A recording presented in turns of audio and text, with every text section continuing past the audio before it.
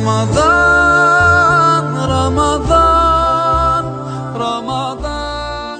Payg'ambarimiz sollallohu alayhi vasallam yana shunday marhamat qiladi.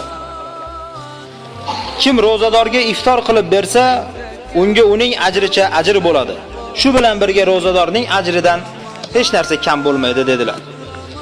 Demak, birodarlar, Ramazon oyi shunday oy ekanki, agar bir kishi ro'za tutadigan bo'lsa, o'sha ro'zadorni iftor qilishligiga sababchi bo'ladigan bo'lsangiz, shu insonni hamma savobi ko'chirilgan holatda o'ziga kamaymasdan sizga ham shuni savobidan bo'ladi.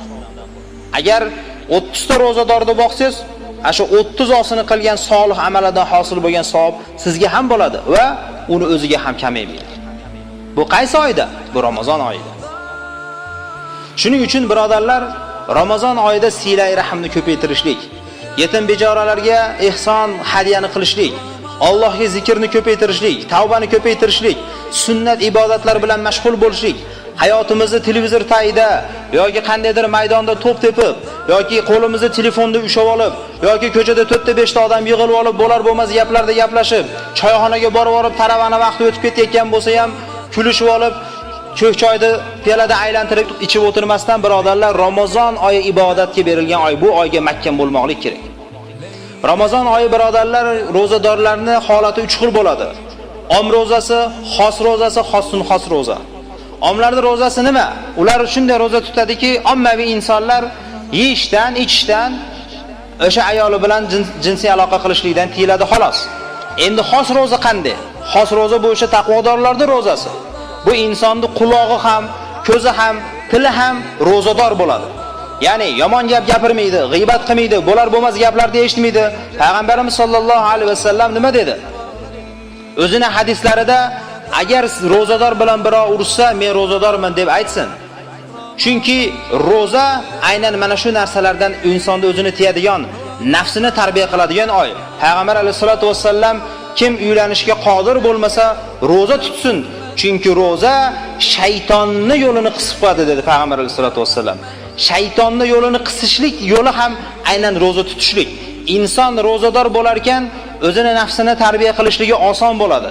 Shuning uchun birodarlar, bu oyni qadrlab, bu oyda g'animat bilib, har bir kunini, har bir daqiqasini iloji boricha ibodat bilan, zikr bilan o'tkazmoqligiga harakat qilishligimiz kerak.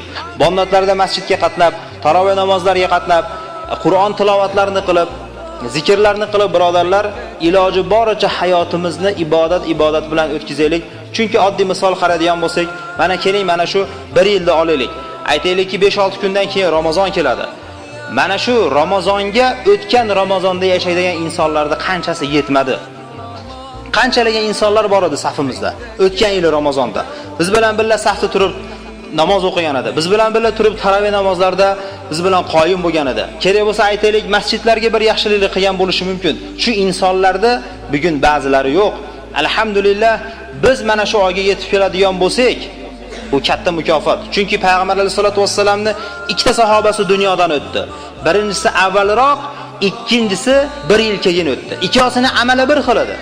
Bir kuni tush ko'rishdi. Shuda ikkinchi keyinroq dunyodan o'tgani jannatning yuqoriroq darajasiga kirdi. Shunda sahobalar so'rashdi: "Ya Rasululloh, ikkalasi birodar edi, qilayotgan amali bir xil edi. Nima uchun keyin o'lgani jannatning yuqoriroq darajasiga chiqdi?" dedi. Payg'ambar alayhisalom: "Chunki u undan ko'ra bir marta Ramazonni ko'proq tutdi" dedi. Mana shu Ramazondagi birodarlar ibodat kishini darajasini ko'tardi. Alloh taolo bizga hayot bergan ekan, umr bergan ekan, demak jannatdagi darajamizni ko'tarib olishlikki bu imkoniyat, bu Ramazon. Chunki keyingi Ramazonga bormizmi, yo'qmizmi, vallohu alam.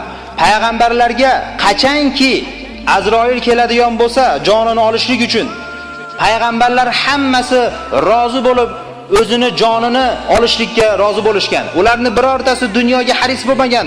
Alloh taologa muhabbati qattiq bo'lgan.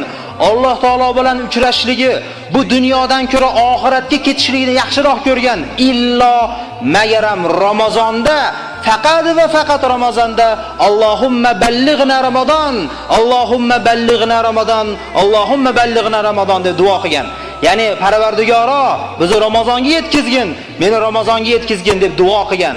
Qarang, hayotga haris bo'lmagan, oxiratni yaxshi ko'rgan payg'ambar faqat va faqat Ramazonda yashashlikni, Ramazon kirib olishligi uchun hayot bo'lib turishligini so'ragan. Nimaga? Chunki ana shu Ramazonning ajri mukofoti undagi jamiki beriladigan yaxshiliklar, hasanotlarning darajasi balandligidan hattoki birodarlar payg'ambarlar haris bo'lgan ekan.